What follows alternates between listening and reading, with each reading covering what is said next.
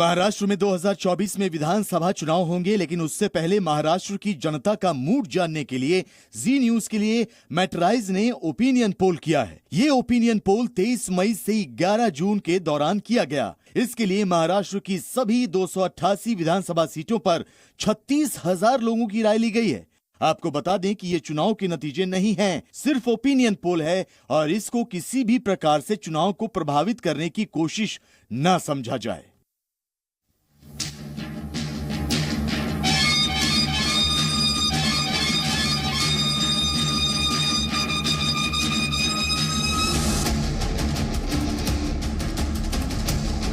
महाराष्ट्र में अभी विधानसभा चुनाव हुए तो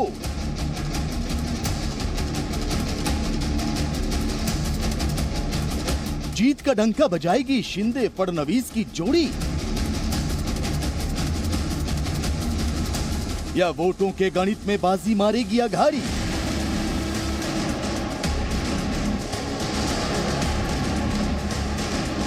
दो 2024 के विधानसभा चुनाव में किसका सिक्का,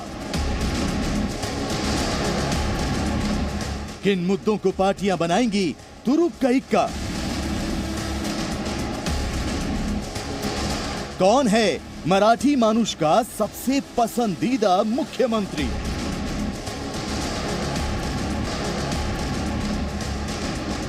अगर अभी चुनाव हुए तो क्या है महाराष्ट्र का मिजाज। महाराष्ट्र का महा ओपिनियन पोल।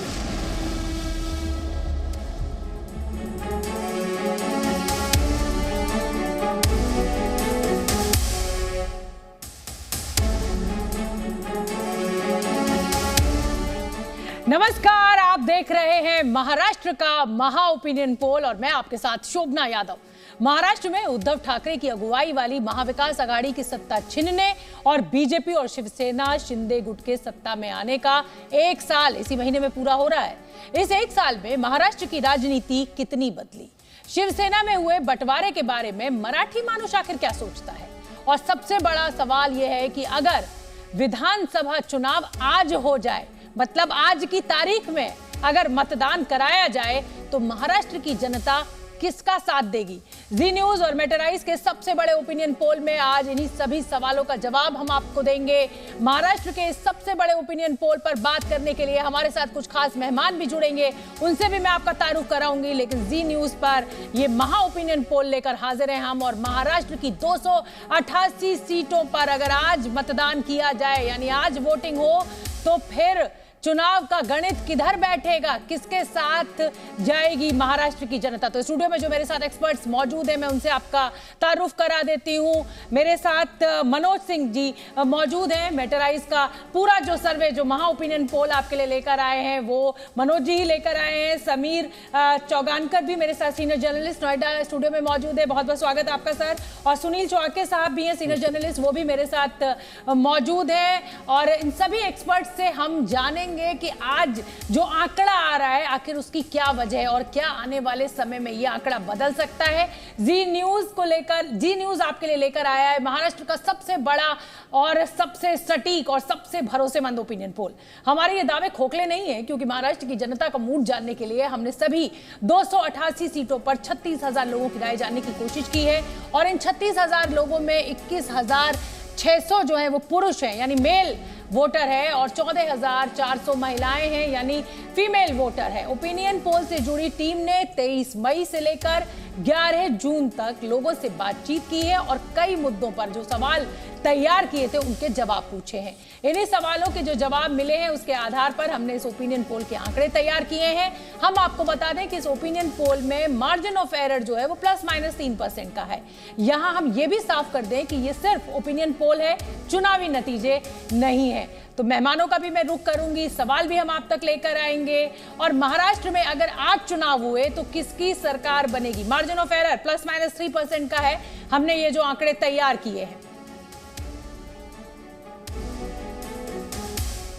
तो चलिए अब फटाफट बता देते हैं आपको कि पहला सवाल क्या है। लेकिन उससे पहले मैं एक बार मेहमानों से क्विक उनका रिएक्शन ले लेती हूं कि ये जो आंकड़े आने वाले हैं और महाराष्ट्र में अगर आज चुनाव हुए तो किसकी बनेगी सरकार? ओपिनियन पोल की शुरुआत इसी सवाल के जवाब के साथ करेंगे और फिर एक्सपर्ट्स का मैं रुख करूंगी। बात करते हैं महाराष्ट्र के वोट शेयर की। अगर अभी चुनाव हो जाते हैं, आज चुनाव हो जाते हैं, तो जी न्यूज के लिए मेटराइज के ओपिनियन पोल के मुताबिक महाराष्ट्र में बीजेपी और शिवसेना शिंदे गुट के गठबंधन को 46% वोट मिलेगा। यानी जो गठबंधन है 46%, बहुत बड़ा आंकड़ा है वोट परसेंटेज का ये, जो कि शिंदे गुट और बीजेपी को मिलेगा अगर आज चुनाव हो जाए तो। वहीं महाविकास आघाड़ी यानी कांग्रेस, एनसीपी और शिवसेना उद्धव गुट को जो वोट परसेंटेज मिल रहा है वो 35% मिल रहा है। यानी एक को 46% और दूसरे को 35%। ये बहुत बड़ा फर्क है, बहुत बड़ा अंतर है। जबकि एमएनएस को 3% वोट मिल रहा है और अन्य के खाते में 16% वोट जा रहा है। यानी अगर हम बात करें आज मतदान की तो बीजेपी और एकनाथ शिंदे शिवसेना गुट जो है वो बहुमत पा सकता है। वोट परसेंटेज में तो कम से कम यही दिखाई दे रहा है। मनोज जी, ये तो बहुत बड़ा अंतर इस वोट परसेंटेज में निकल कर आ रहा है बीजेपी और महाविकास आघाड़ी गठबंधन में। देखिए, उसका कारण भी है सुमना जी। सबसे बड़ी बात है कि एक नेचर के हिसाब से गठबंधन होता है। आप शिवसेना का आप जानती हैं कि हिंदुत्व के ऊपर वो पूरी पार्टी खड़ी हुई थी और हिंदुत्व को लेकर की थी, और एनसीपी और कांग्रेस दोनों ये उस नेचर के अगेंस्ट खड़े हुए पार्टियां हैं। जब उद्धव ठाकरे और शिंदे दोनों जब अलग हुए और उनके साथ जब शिवसैनिक अलग हुए तो शुरुआती दौर में शिवसैनिक बहुत कट्टर होते हैं और हिंदुत्व और अपने ठाकरे परिवार को लेकर बड़ा समर्पित ये होते हैं। तो ये एक संभावना व्यक्त हो रही थी कि क्या ये जो शिवसैनिक है वो वापस शिंदे को मिलेंगे या उद्धव के साथ ही रह जाएंगे।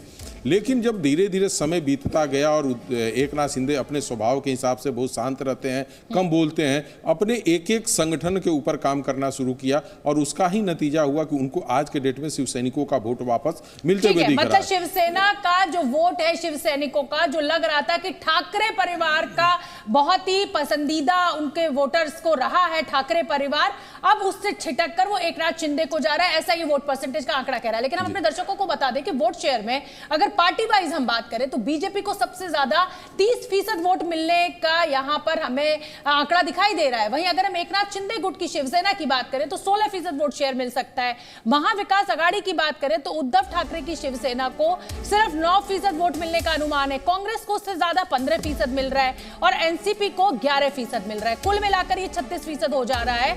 लेकिन बीजेपी और एकनाथ शिंदे का जो वोट परसेंटेज का आंकड़ा है वो बहुत ज्यादा है। एमएनएस जो है वो कोई करिश्मा इतने सालों में करते हुए राज ठाकरे नहीं दिखे, 3% वोट ही उनको मिलता हुआ दिख रहा है, अन्य के खाते में 16% वोट जा रहा है। समीर जी, मैं आपका रुख करना चाहूंगी। एक सिंपैथी वोट की बात हो रही थी कि जिस तरीके से उद्धव ठाकरे की पार्टी उनसे छीन ली गई, उनका चुनाव चिन्ह उनसे छीन लिया गया, लेकिन इस आंकड़े में उस सिंपैथी लहर का असर होता हुआ मुझे नहीं दिखाई दे रहा है।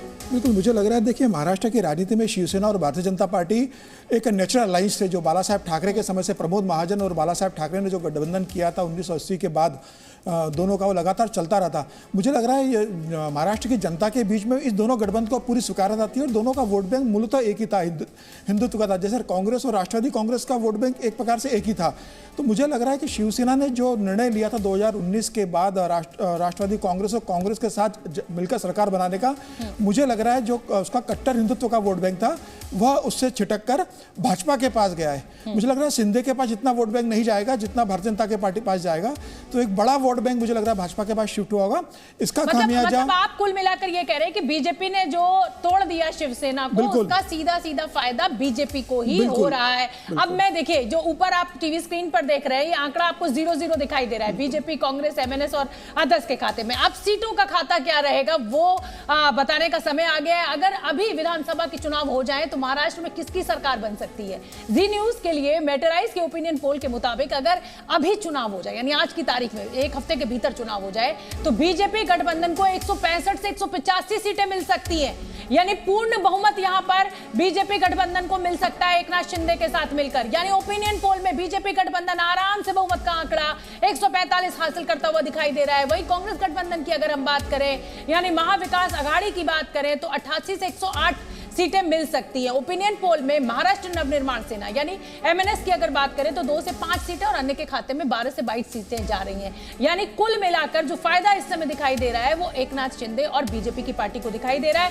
सुनील जी, आपका मैं रुख करना चाहूंगी, ये जो आंकड़ा है ये क्या आपको हैरान कर रहा है? क्योंकि जिस सिंपैथी वोट की मैं बात कर रही थी शिवसेना के लिए, ठाकरे परिवार के लिए, और लोग बड़े सड़कों पर उतरे भी थे, क्या वो असर होता हुआ नहीं दिखाई दे रहा है अगर आज चुनाव हो जाए तो? निश्चित तौर पर ये आंकड़ा हैरान करने वाला है, क्योंकि इसमें जो पिछला चुनाव हुआ था 2019 में, उस वक्त शिवसेना और बीजेपी को मिलकर 42% वोट मिले थे और कांग्रेस एनसीपी को 32% मिले थे। 9% का गैप था। अभी ये गैप और बढ़ गया ऐसा दिख रहा है, ये 11% का होते हुए दिख रहा है।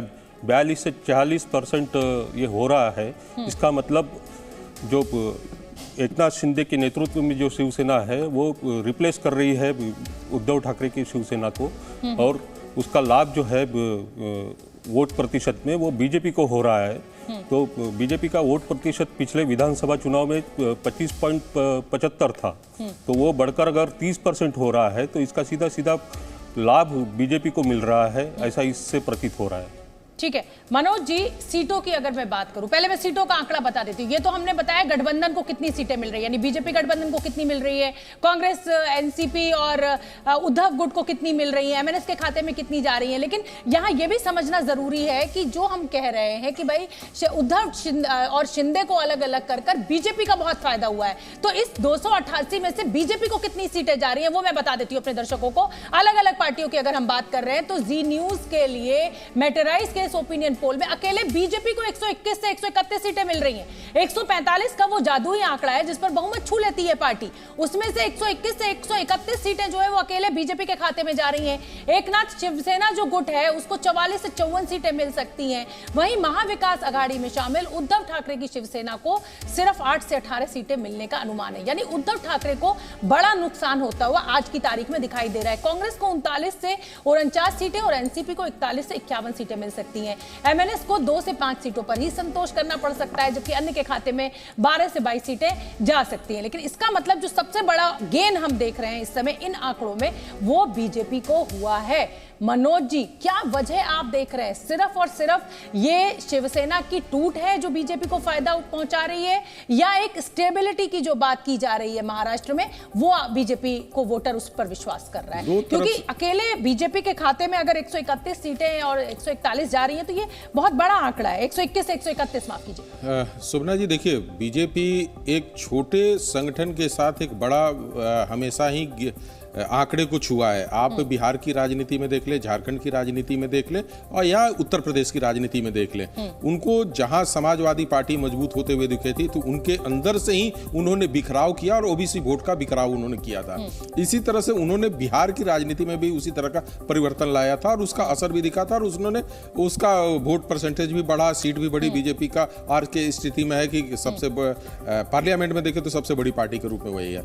महाराष्ट्र में बीजेपी को अपनी पकड़ को मजबूत बनाने के लिए हिंदू वोट का कम से कम 5 से 10% उनको चाहिए था, जो शिवसेना के थ्रू मिल रहा था। लेकिन शिवसेना के अलग होने के बाद अब उसके लिए एक बहुत बड़ी समस्या थी कि ये हिंदुत्व वोट जो 7 से 10% वो दूसरे जगह से लेके आती थी उसमें यदि बिखराव होगा तो हमारे लिए काफी बड़ा नुकसान हो जाएगा। तो उसने क्या किया कि एक शिंदे गुट को उन्होंने पैदा किया और शिव सैनिक के जो वोट थे उसमें उसने बिखराव किया और उसके सीटें जो मार्जिनल सीटें होती थी बीजेपी के पास की 40-33 सीटें बच जाती थी, उस पे वो काफी जीत कर आने की उम्मीद अब काफी बढ़ गए हैं। ये साथ है। ठीक है, बोलिए समीर जी। मैं इसमें जोड़ना चाहता था, मुझे ऐसा लग रहा है कि 121 से लेकर 131 सीटें दिखा रहे हैं बीजेपी के लिए। तो मुझे लग रहा है बीजेपी के बहुत बड़ा मतलब फायदा नहीं नजर आ रहा। आप 2014 का चुनाव देख लीजिए। 2014 में भारतीय जनता पार्टी अकेले चुनाव लड़ी थी, शिवसेना के साथ गठबंधन नहीं हुआ था। उसमें भारतीय जनता पार्टी को 125 सीटें मिल गई थी।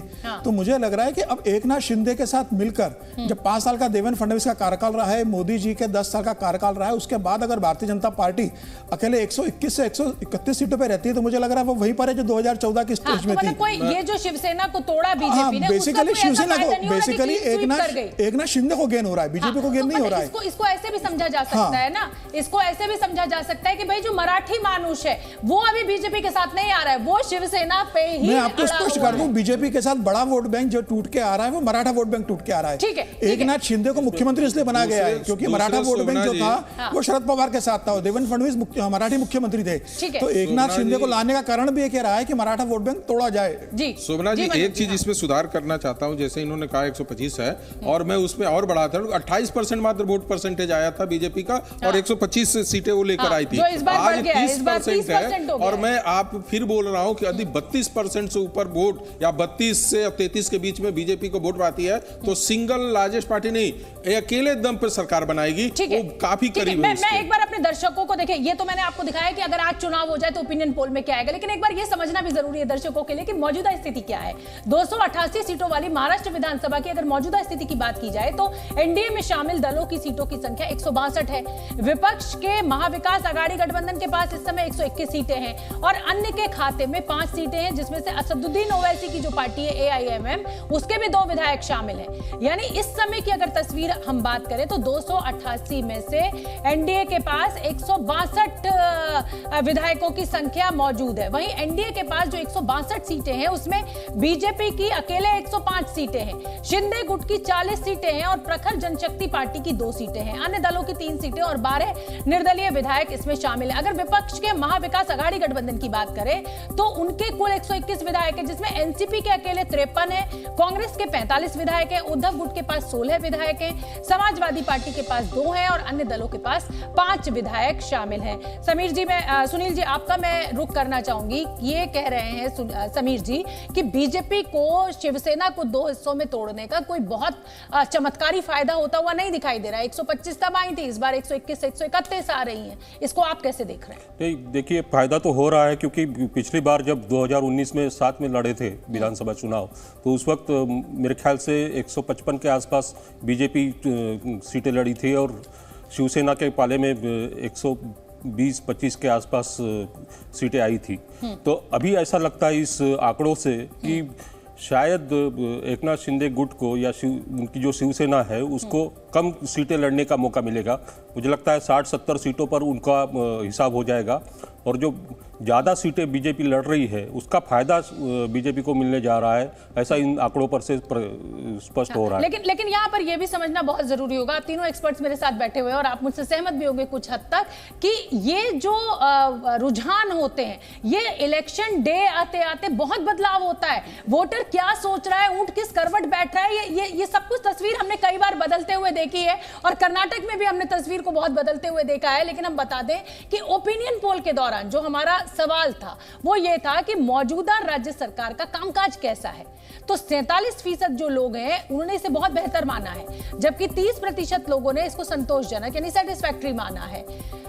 जो बड़ा आंकड़ा है 47% का, वो कह रहा है कि भाई बहुत शानदार है। मौजूदा राज्य सरकार के कामकाज को 19% लोगों ने बेहद खराब बताया है। यानी 47% लोग अगर सेटिस्फाइड हैं और उतना ही वोट परसेंटेज जा भी रहा है इस पूरे गठबंधन को, तो कुल मिलाकर लोग खुश हैं एकनाथ शिंदे से बतौर मुख्यमंत्री। उप मुख्यमंत्री जो है वो देवेंद्र फडणवीस हैं। 4% लोग राज्य सरकार के कामकाज पर कोई टिप्पणी नहीं करना चाहते। यानी यहां पर जो आंकड़ा बड़ा है वो बीजेपी के साथ है। अब हम दूसरा सवाल भी आपको फटाफट दिखा देते हैं। मुख्यमंत्री के तौर पर एकनाथ शिंदे का कामकाज कैसा है, क्योंकि ये कहा गया था कि साहब उद्धव ठाकरे जो हैं वो बड़ा अच्छा काम कर रहे थे। उद्धव ठाकरे ये दावा भी करते थे कि विकास की सरकार है, हम विकास को आगे बढ़ा रहे हैं। तो ये सवाल बहुत अहम हो जाता है कि एकनाथ शिंदे का कामकाज कैसा है।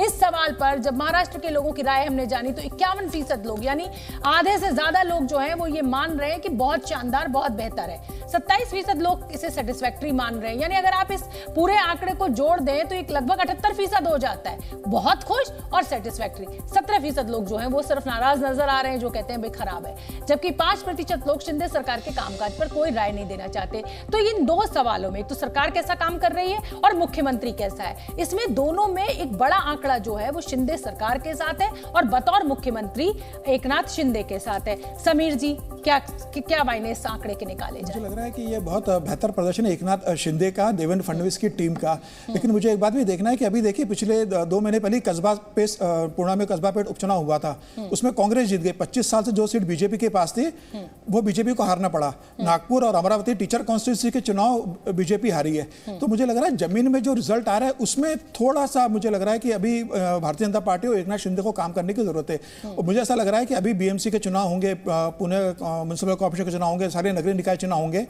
मुझे लग रहा है भारतीय जनता पार्टी और एकनाथ शिंदे जितने जल्दी इसको चुनाव कराएंगे उतने जल्दी जमीन पर किसकी क्या वास्तविकता है यह साफ हो जाएगी। मतलब आप ये कह रहे हैं कि बीएमसी का चुनाव जो है वो बड़ा निर्णायक चुनाव होगा। पूरे निकाय चुनाव, खाली बीएमसी का नहीं है। पब्लिक का इस जो सिंपैथी है या कहीं इमोशन है पूरे महाराष्ट्र के नगर चुनाव होंगे, बीएमसी का होगा, टीएमसी का होगा, थाने म्युनिसिपल के होंगे, दूसरे नगरीय चुनाव होंगे, पंचायत के चुनाव होंगे, 121 नगर निगम के चुनाव होना है। तो ये तो बेसिकली एक मिनी ओपिनियन रहेगा। तो मुझे लग रहा है कि अभी तक सरकार ये चुनाव करवाने की तैयारी नहीं कर पाई है। मुझे लग रहा है सरकार के पास ग्राउंड से जो रिपोर्ट आ रही होगी उन्हें लग रहा होगा कि हमें और थोड़ा जनता के बीच काम करना चाहिए और उसके बाद चुनाव में जाना चाहिए। तो मुझे लग रहा है कि अभी तो एक तो सुप्रीम कोर्ट का निर्णय नहीं आया था एकनाथ शिंदे के विधायकों को लेकर, तो इसलिए भी वो चुनाव में नहीं जा रहे थे।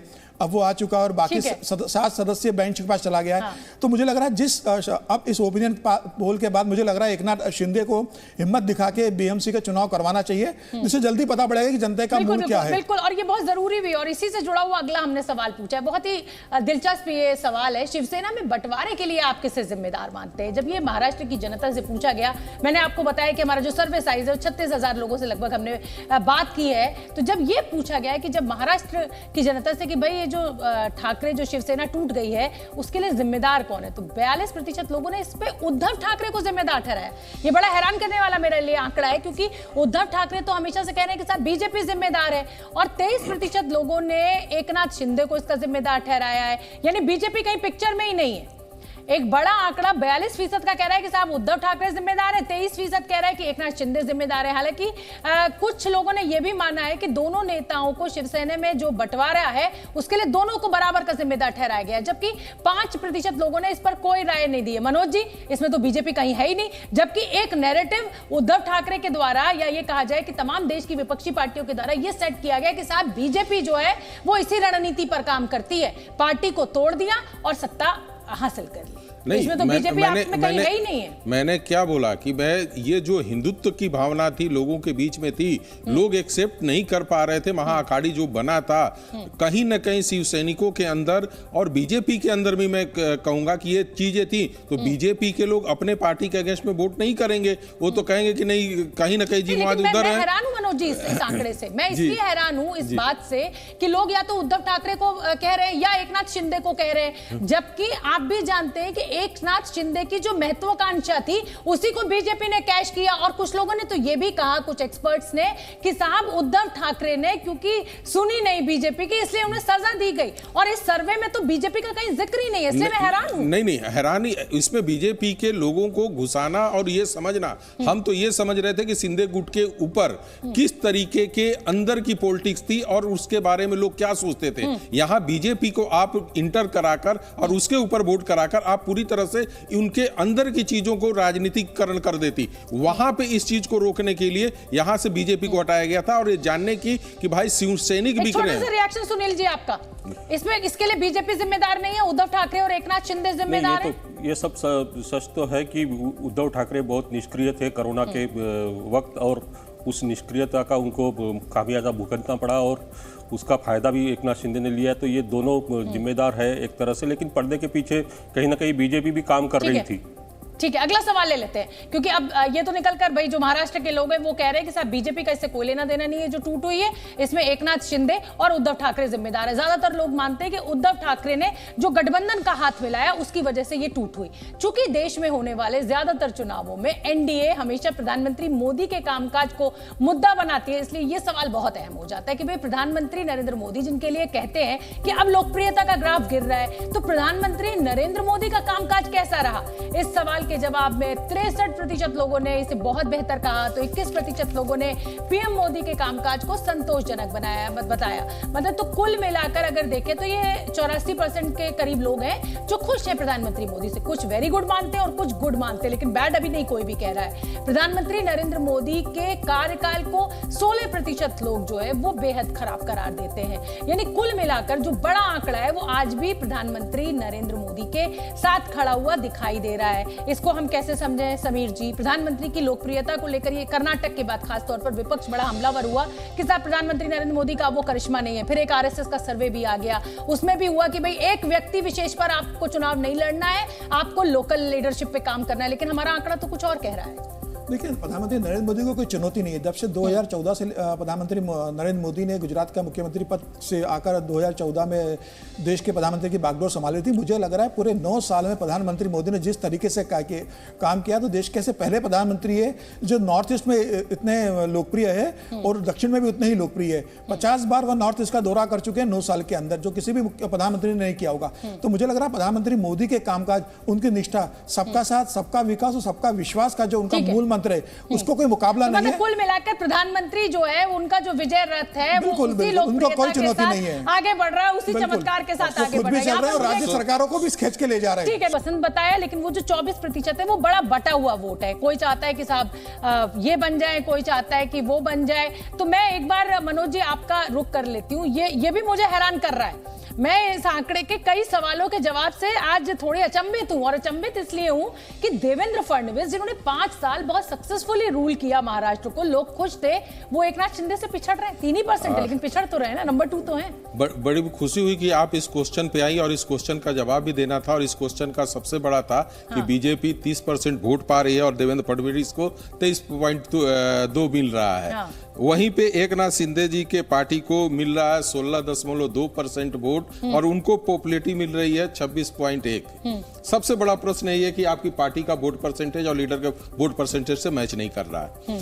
देखिए, मैंने क्या बोला कि जिन लोगों ने हिंदुत्व के ऊपर इस पार्टी को तोड़ा और उसको अलग किया, उसको बीजेपी के अंदर से भी वोट मिल रहा है। और ये पूरे सर्वे में जो हम लोग आंकड़े जो सुनते हैं लोगों ने क्या बोला है, ये प्रमाणित कर रहा था कि बीजेपी के अंदर भी एकनाथ शिंदे को पॉपुलैरिटी मिल रही है। पहली बात। दूसरी बात, पॉपुलैरिटी मिल रही है, हाँ, या ये कहिए कि टांग पकड़ के खींचनी है? नहीं, टांग पकड़ के खींचने के लिए। दूसरी बात तो मैं ये पूछ रहा हूं शोभना जी, कि आप ये बताइए कि आज कोल्हापुर में जो हुआ, एक पोस्टर के ऊपर में वहां पे हंगामा हुआ।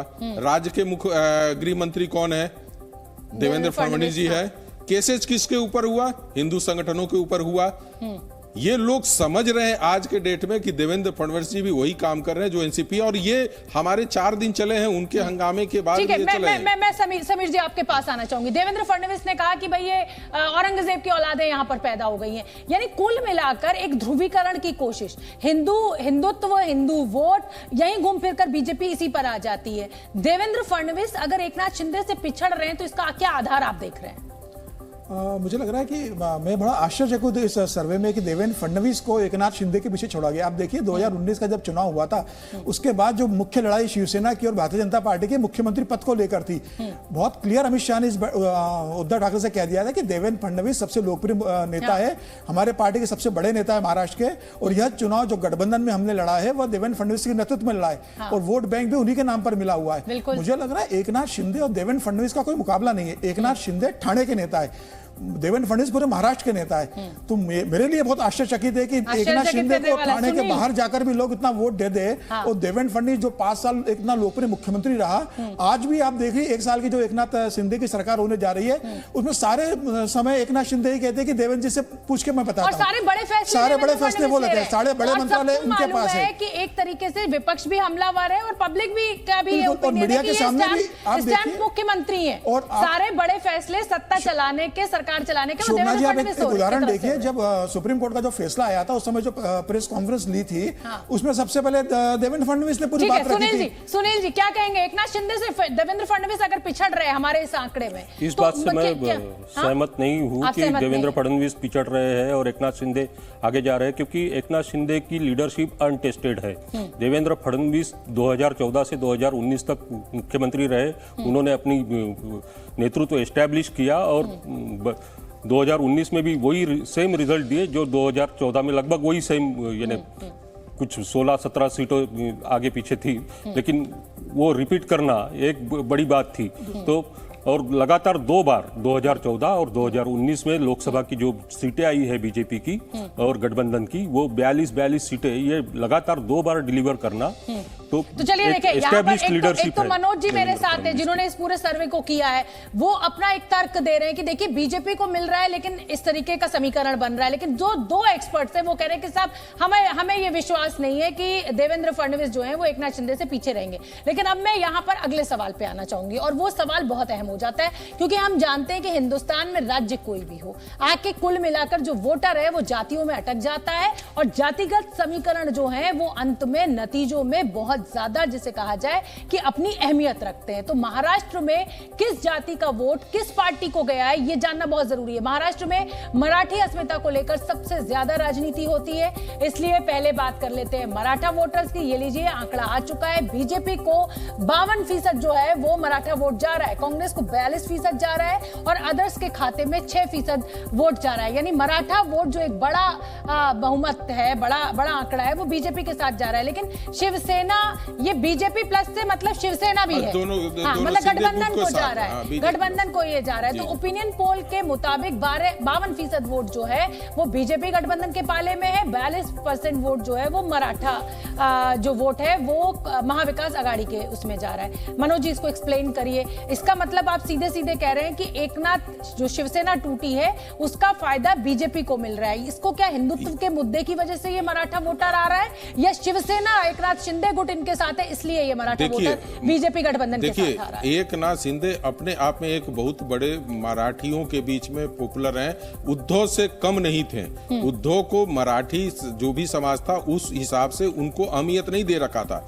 आज के डेट में ये फायदा जो मिल रहा है बीजेपी को, वो कहीं न कहीं शिंदे गुट के कारण मिल रहा है। लोगों को लग रहा है कि हमारी मराठी अस्मिता है वो बरकरार है और उसके अंदर में नेतृत्व दे रहे हैं। जो आप देवेंद्र फडणवीस की बात कर रही थी, वहां से लेकर यहां तक जब आएंगे जातियों का बिखराव देखेंगे तो आपको समझ में आएगा कि क्यों एकनाथ शिंदे को आज के डेट में पॉपुलैरिटी मिल रही है। वो साइलेंट पूर्वक रहकर जिस तरीके से काम कर रहे हैं देवेंद्र फडणवीस जी, सबसे क्या है कि आगे रहकर आप ये कह रहे हैं कि तस्वीर में देवेंद्र फडणवीस दिख रहे हैं लेकिन पर्दे के पीछे अगर कोई काम कर रहा है जमीन पर तो वो एकनाथ वो साइलेंट करके, देखिए वोटर के पास बहुत ज्यादा अपने आप को प्रेजेंट नहीं कर रहे हैं जितना देवेंद्र फडणवीस कर रहे हैं। लेकिन जब पब्लिक देख रही है कि हमारे इश्यूज क्या है, जैसे देवेंद्र बीजेपी के एक अलग इशू होता है और एकनाथ शिंदे गुट के अलग। मराठा वोट की मैंने बात कर ली, अब ओबीसी वोट की भी बात करना जरूरी है, क्योंकि कहा जाता है कि साहब प्रधानमंत्री नरेंद्र मोदी जब से बीजेपी में सत्ता में काबिज हुए तब से ओबीसी वोट बीजेपी के अलावा किसी के साथ नहीं जाता है।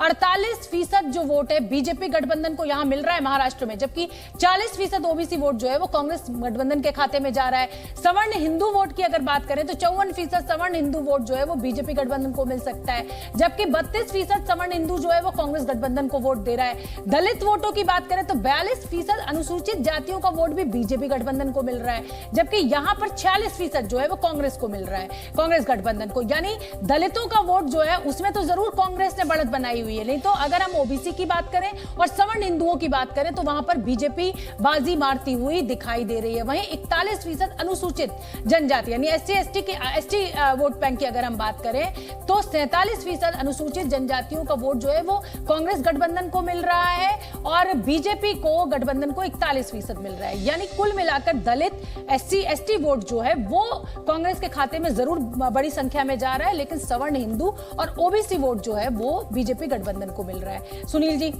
कैसे देखें इसको? नहीं, प्रधानमंत्री मोदी जी की जो पॉपुलैरिटी है और उसके वजह से जो ओबीसी वोट जो जा रहे हैं वो लगातार 2 बार ये यानी प्रूव हो चुका है कि प्रधानमंत्री मोदी जी के वजह से 2 बार लगातार 42 सीटें जो उनकी पॉपुलैरिटी की वजह से और देवेंद्र फडणवीस के काम के वजह से वो उन्होंने नेतृत्व किया था महाराष्ट्र में, तो इनका एक कंबाइंड असर उसमें दिखा है और वो भी अभी भी बरकरार दिख रहा है। ठीक है, समीर जी। मुझे लग रहा है कि दलित वोट बैंक आप जो दिखा रहे हो कि कांग्रेस को ज्यादा मिल रहा है, मुझे लग रहा है दलित वोट बैंक हमेशा कांग्रेस के साथ रहा। और आप देखें अभी वर्षा गायकवाड़ को अध्यक्ष बना दिया गया है महाराष्ट्र के अंदर, वो भी दलित से ही आती है। तो मुझे लग रहा है कि ये एक वोट बैंक कांग्रेस और राष्ट्रवादी कांग्रेस के साथ मजबूती के साथ खड़ा हुआ है और जो आगे भी मुझे ऐसा लग रहा है कि उनके साथ रहेगा। मैं एक जोड़ना चाहता हूँ, रही बात मराठा वोट बैंक की, तो देखिए एक इंटरेस्टिंग किस्सा आपको सुनाना चाहता हूँ। 2019 के चुनाव के बाद अमित शाह ने यह पूछा कि ऐसा क्या कारण रहा कि भारतीय जनता पार्टी और शिवसेना साथ में मिलकर लड़ने के बाद भी भारतीय जनता पार्टी की 105 सीटें आई है, जबकि 2014 में हम अकेले चुनाव लड़ते बिना शिवसेना के, उसके बाद भी हमारी 125 सीटें आई थी। तो 5 साल देवेंद्र के कामकाज और मोदी के 5 साल के सेंटर के सीट के बाद भी शिवसेना के साथ मिलकर लड़ने पर हमारी सीटें कम क्यों हुई? तो अमित शाह ने एक बहुत कॉन्फिडेंशियल सर्वे करवाया था महाराष्ट्र के अंदर इसके लिए। तो जो रिपोर्ट अमित शाह के पास आई उसमें कहा गया कि मराठाओं ने देवेंद्र फडणवीस मराठी होने के कारण मराठा वोट बैंक राष्ट्रवादी कांग्रेस और कांग्रेस के साथ जुड़ा रहा और आपको मराठा वोट बैंक नहीं मिला है। उसके बाद से अमित शाह ने डिसाइड किया था कि किसी मराठा लीडर को हमें अपने साथ जोड़ना होगा। अजित पवार को लाने की कोशिश उसी संदर्भ में की गई थी और एकनाथ शिंदे मराठा को लाने की भी कोशिश इसी पृष्ठभूमि में है कि आने वाले समय में जो मराठवाड़ा और पश्चिम महाराष्ट्र शरद पवार का गढ़ है, जहां से शरद पवार लगातार मजबूती से मराठा वोट बैंक लेते रहे, उस वोट बैंक में सेंध लगाई जाए और मराठाओं को 3 से 5% वोट बैंक भाजपा में शिफ्ट किया जाए। ये उसी रणनीति का परिणाम है, उसी का फायदा होते हुए दिख रहे हैं। मनोज जी, कर्नाटक में हमने देखा कि मुसलमान वोट जो है वो बिल्कुल एकजुट होकर पड़ा। इस पूरे इक्वेशन में, जातिगत समीकरण में या जो भी आप समीकरण ला रहे हैं, इसमें मुसलमान वोट मुझे नहीं दिख रहा है। महाराष्ट्र में कितने फीसद है और वो क्यों इसमें देखिए, ये जिन जातियों और जिन कास्ट के बारे में मैंने किया, ये वो थे जो इसमें बिखराव और बदलाव हुआ था। मुस्लिम वोटों में कोई ऐसा बिखराव होते हुए नहीं दिख रहा है, भले वो पहले भी एकजुट थे और आज भी थे। तो इस आंकड़े को हम ज्यादा लंबा करें और बहस को ज्यादा लंबा करें। अभी तो कई ओपिनियन पोल हम लेकर आएंगे, लेकिन अब 2 बड़े अहम सवाल हो जाते हैं। अगले सवालों का मैं रुख करना चाहूंगी। 2019 से लेकर 2024 के बीच बनी 2 गठबंधन सरकारों में से कौन सी सरकार बेहतर है?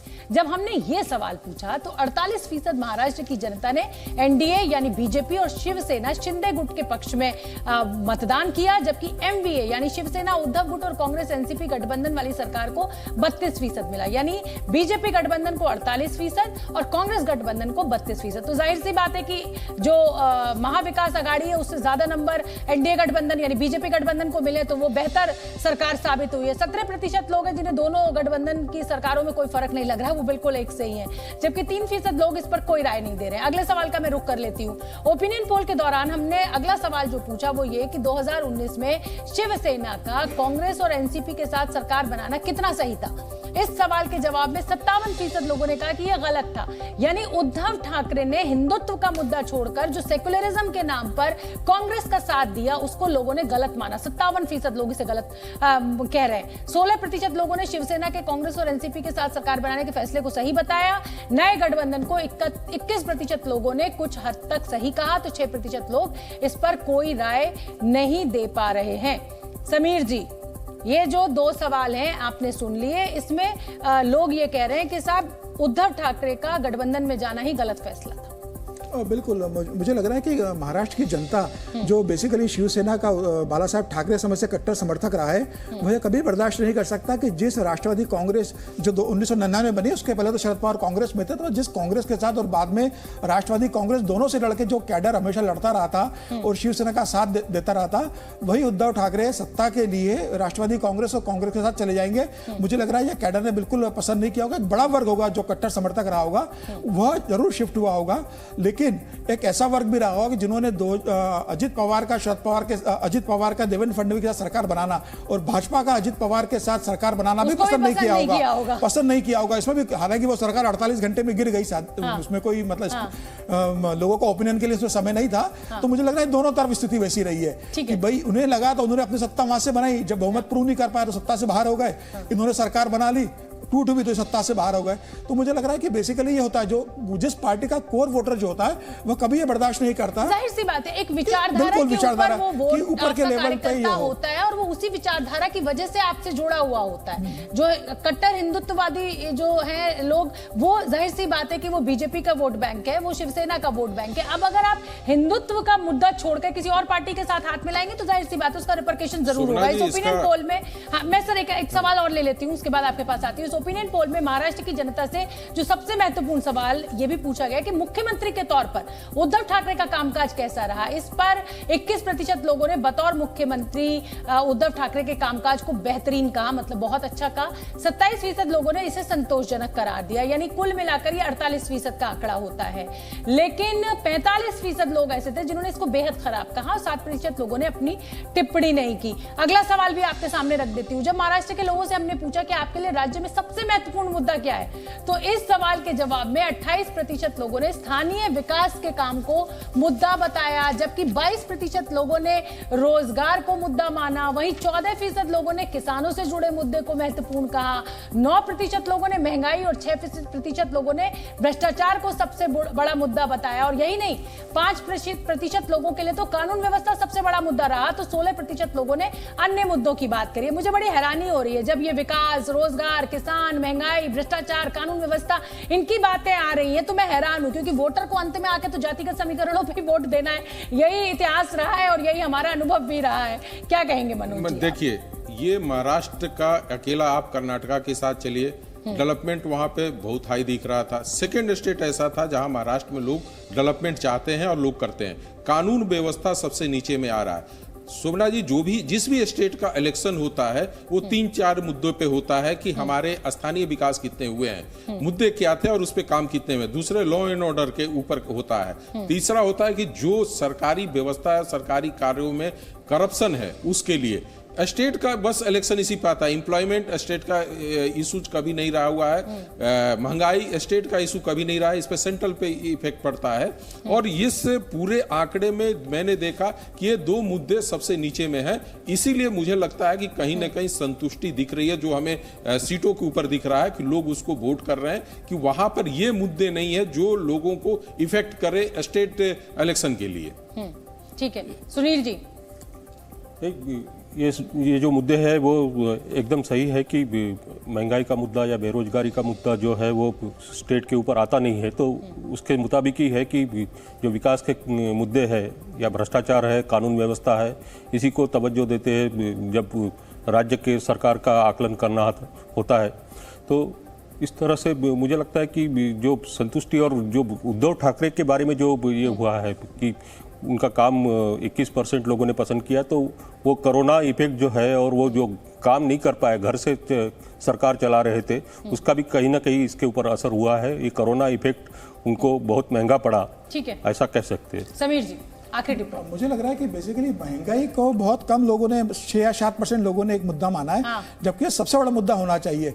बढ़ते सिलेंडर की जो कीमत है, मैं फील्ड में जाती हूँ, लोगों से बात करी, वो तो जानलेवा है लोगों हर घर की समस्या है। हर 20 अगर बड़ी गृहस्थी है, 5 से 6 लोग परिवार में है, माता पिता बच्चे और पति पत्नी, तो आज समझिए कि 20 दिन में सिलेंडर खत्म हो जाता है। और मैं नहीं मानता कि भाई एक गरीब आदमी या मध्यम वर्गीय आदमी ये मानता है कि स्टेट का इशू नहीं, सेंटर का इशू है, उसे तो महंगाई से मतलब है। और जब राज्य में डबल इंजन की सरकार हो तो भैया कहने के लिए तैयार नहीं रहता कि भाई आपकी सरकार प्रदेश में भी और आपकी केंद्र में भी है, तो महंगाई क्यों है।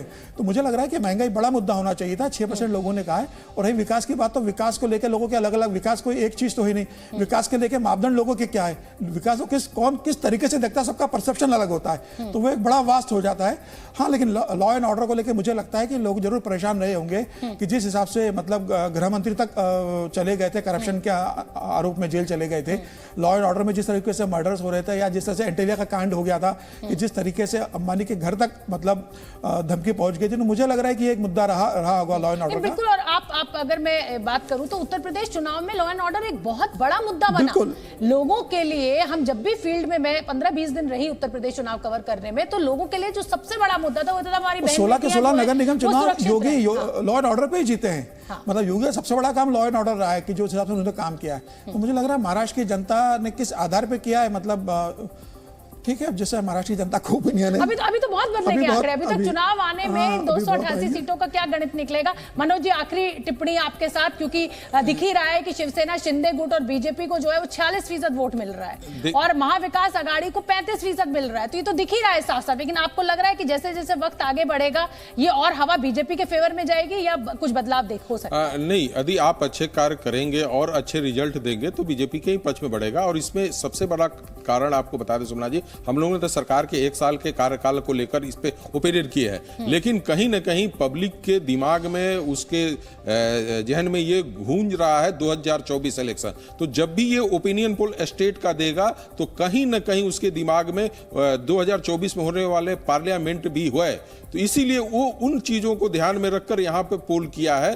तो कहीं मोदी का इमेज ये शिंदे और देवेंद्र फडणवीस को कहीं ना कहीं सहायता पहुंचाया है, ये मेरा ओपिनियन है। मानना है कि ये पार्लियामेंट को देखकर ही ओपिनियन पोल में भी पोल हुए हैं और इसका फायदा मिला हुआ है। तो मैं एक बार देखिए फाइनल आंकड़ा, क्योंकि स्क्रीन पर आ रहा है, तो अपने दर्शकों को फिर बता देती हूँ कि अगर आज चुनाव हो जाए महाराष्ट्र में तो बीजेपी गठबंधन यानी बीजेपी और एकनाथ शिंदे गुट को 165 से 185 सीटें मिल रही है, कांग्रेस को 88 से 118 और एमएनएस के खाते में 2 से 5 जा रही है। यानी आज का जो परिप्रेक्ष्य में अगर हम तस्वीर देखें तो बीजेपी गठबंधन के हक में, फेवर में जाती हुई दिखाई दे रही है। मेरे पास वक्त इतना ही है। सभी मेहमानों का बहुत बहुत धन्यवाद इस ओपिनियन पोल में मुझसे जुड़ने के लिए। फिलहाल मुझे दीजिए इजाजत, कल फिर होगी आपसे मुलाकात, तब तक के लिए नमस्कार।